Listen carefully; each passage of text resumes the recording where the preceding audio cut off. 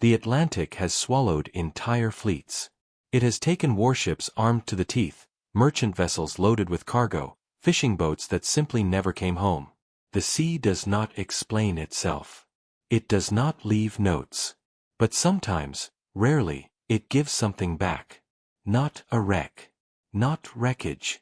Something far more unsettling. A ship. Intact. Floating. Sails partially set. Hull undamaged. No fire. No collision. No visible reason for alarm. And no one aboard. When sailors from a passing brigantine first spotted the Mary Celeste drifting in the waters between the Azores and the Portuguese coast on December 4, 1872, they noted something strange immediately. The ship was moving, or rather, drifting, with a ghost's kind of purpose. No distress flags. No response to hails. No sign of life. They pulled alongside. They called out. Silence. Then they climbed aboard. What they found below deck would be reported in newspapers from London to New York within days. It would be argued over by maritime courts, lawyers, historians, and investigators for the next 150 years. And to this day, no one has fully explained it. This is the story of the Mary Celeste. She was not a famous ship when she set sail from New York Harbor on November 7, 1872. She was a working vessel, practical, well-built, unremarkable by the standards of the era. The Mary Celeste was a brigantine of 282 tons, approximately 103 feet long, built originally in Nova Scotia in 1861 under the name Amazon. Her early years had been difficult. Her first captain died shortly after she launched. She was involved in minor collisions. She ran aground once off the coast of Nova Scotia. She changed ownership several times. By the time she was rechristened Mary Celeste and registered in New York, she had already lived several lives.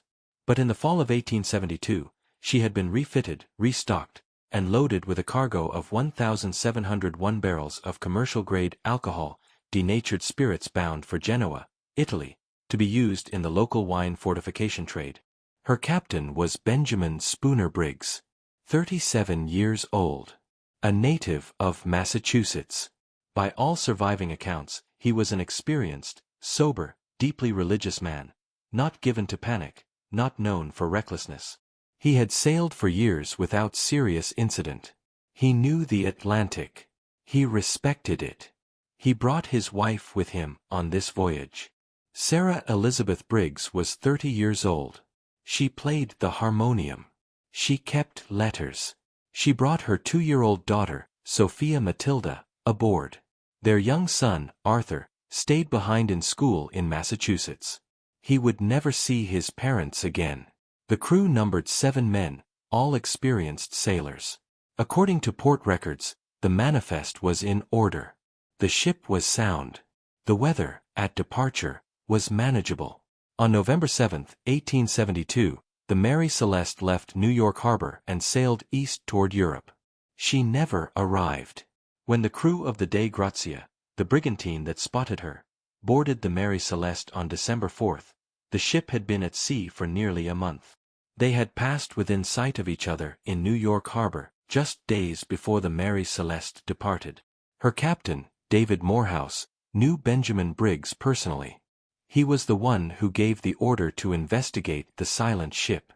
What his men found has become one of the most documented and most debated maritime discoveries in history. The ship's log had entries up to November 24. That last entry placed the Mary Celeste at a position near the island of Santa Maria in the Azores, roughly 400 miles from where she was found drifting. Her last recorded position, written in a steady hand, described no emergency, no distress, no unusual weather. The captain's navigational instruments were in place. The cargo, all 1,701 barrels, was largely intact in the hold, though investigators later noted that approximately 9 barrels were found to be empty, with no clear explanation. Clothing remained in the crew quarters. Personal belongings were undisturbed. Captain Briggs' sword was found beneath his bunk. A sewing machine sat on the table. A child's toy. A woman's jewelry. And in the main cabin, Signs of a meal recently prepared. Food on the table. A pot still on the stove. The ship's only lifeboat was gone. That detail, the missing lifeboat, would drive every theory that followed. Because the lifeboat's absence meant one thing clearly: the crew had chosen to leave. But why? A ship with a full cargo. No fire. No structural damage. No visible threat. The Atlantic around it was open water. And every person aboard had abandoned a perfectly functional vessel, apparently in a hurry, and vanished. No bodies were ever found. No lifeboat was ever recovered. No survivor ever came forward. The Dei Gratia brought the Mary Celeste into Gibraltar under a salvage claim in late December of 1872. The case was immediately taken up by Frederick Solly Flood, the Attorney General of Gibraltar and Advocate General for the British Crown, a man whose instincts ran, from the very beginning, toward something darker than accident. Flood was not a man who believed in coincidence. He examined the ship personally. He commissioned detailed inspections. He ordered the hull assessed, the cargo inventoried, the surfaces examined. What the inspectors found, or thought they found, immediately darkened the inquiry. On the bow of the ship, examiners reported finding what appeared to be cuts in the wood, long, deliberate marks on the railing. Not weathering. Not collision damage.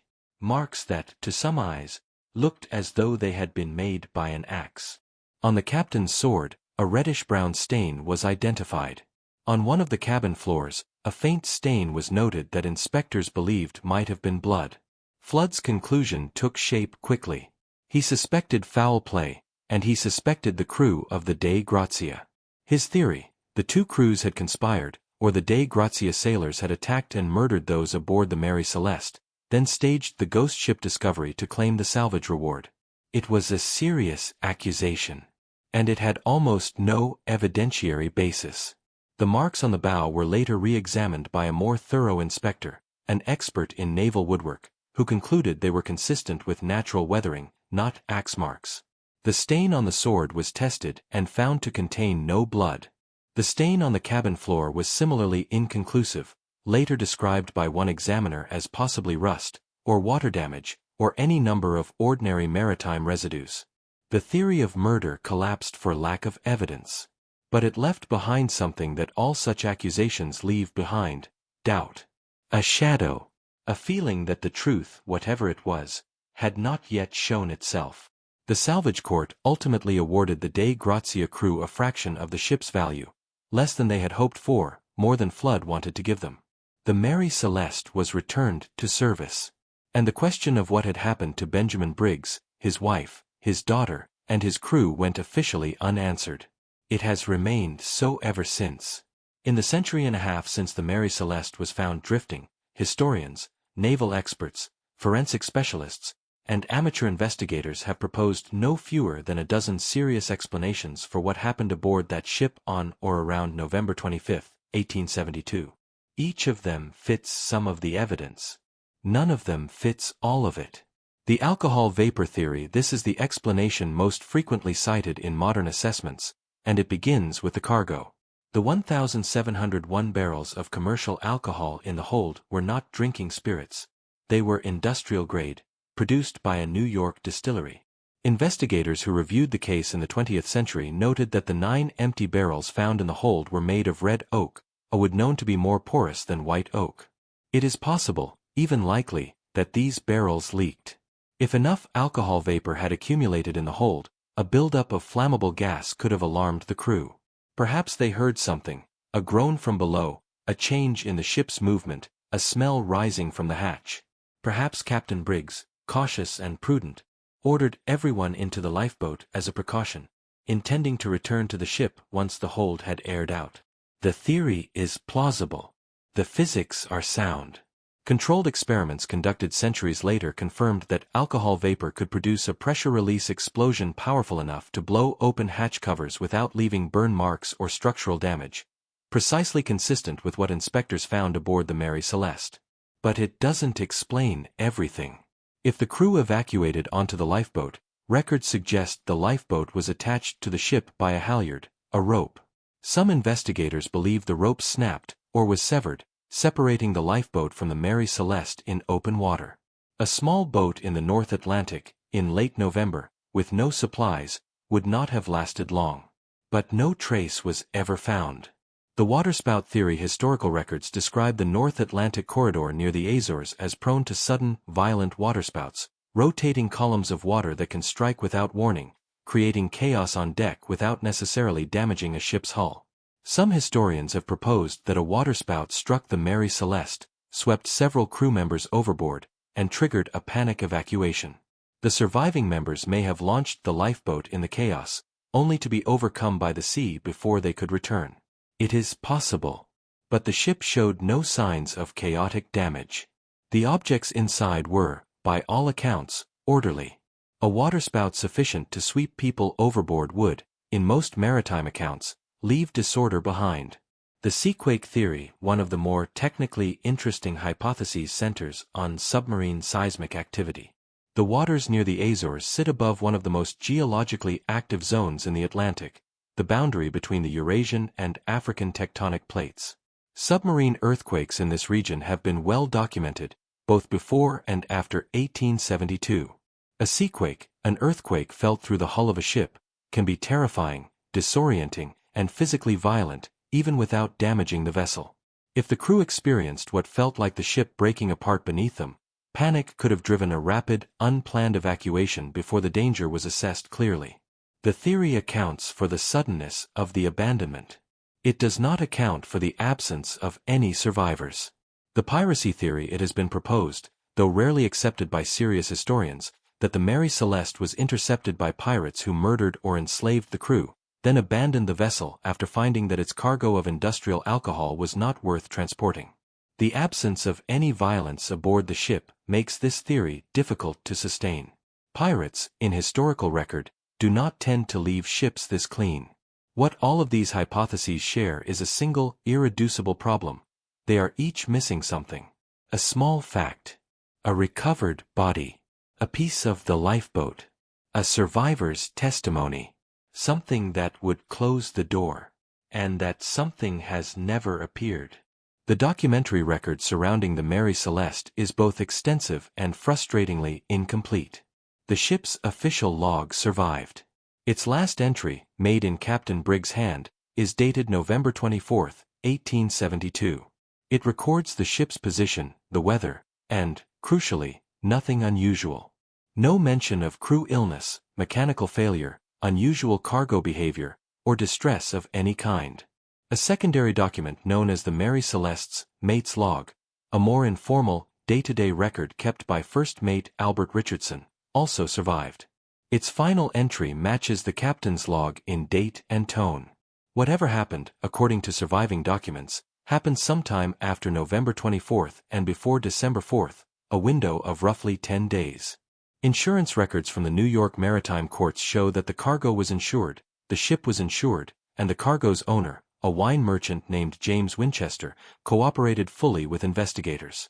Winchester himself eventually purchased the salvaged ship and returned her to commercial service, convinced she was simply a vessel that had suffered an inexplicable but non-criminal misfortune. Letters from Sarah Briggs to her mother-in-law, written shortly before departure, have also survived. They are domestic, warm, entirely ordinary. She writes about the baby. She mentions the harmonium. She says she looks forward to the voyage. There is nothing in the letters that suggests foreknowledge of danger. No anxiety. No premonition. Just the ordinary happiness of a woman preparing to sail across the ocean with her husband and child. Perhaps the most haunting document in the case is the simplest one, the passenger manifest. 7 crew. A captain. His wife. His daughter. 10 people. 0 survivors. 0 bodies. 0 answers. The Mary Celeste continued to sail for 12 more years after the discovery. She changed hands multiple times. Her final voyage came in January 1885, when she was deliberately wrecked off the coast of Haiti in an insurance fraud scheme by her then-captain. Even in death, she was used. But the mystery she carried never wrecked with her. In the decades that followed, The case attracted the attention of writers, investigators, and, most famously, a young Arthur Conan Doyle, who published a fictionalized account of the Mary Celeste in 1884, a year before he created Sherlock Holmes. Doyle's story introduced a fictional piracy plot and a survivor's account. It was compelling fiction. It was also deeply misleading, and for many years, elements of his invented version were mistakenly cited as fact by newspapers and historians who had not read the original court documents carefully. The line between the real mystery and the invented one became, for a time, impossible to draw. What do we actually know?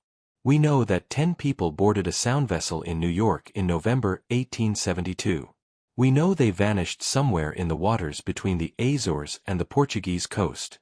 We know the ship was found intact, her cargo mostly undamaged, her personal possessions undisturbed. We know the lifeboat was gone. We know no distress signal was sent. We know no survivor was ever found. We know the last log entry described calm conditions and nothing unusual. And we know that every serious explanation proposed in 150 years of investigation has failed to account for all of these facts simultaneously. There is something worth sitting with in the Mary Celeste case that goes beyond mystery for its own sake. 10 people, real people, with names and letters and children and habits and fears, disappeared into the Atlantic without explanation. And the world, which spent years trying to find a satisfying story to explain their absence, may have missed the simpler truth. Some things that happen to human beings happen beyond the reach of records. The sea that took them kept its silence. The ship they left behind kept theirs. Historical records confirm the discovery of the Mary Celeste on December 4, 1872, by the crew of the Dei Gratia. The official inquiry was conducted at the Vice Admiralty Court in Gibraltar. The fate of Captain Benjamin Briggs, his family, and his crew has never been officially determined. The case remains open in maritime history.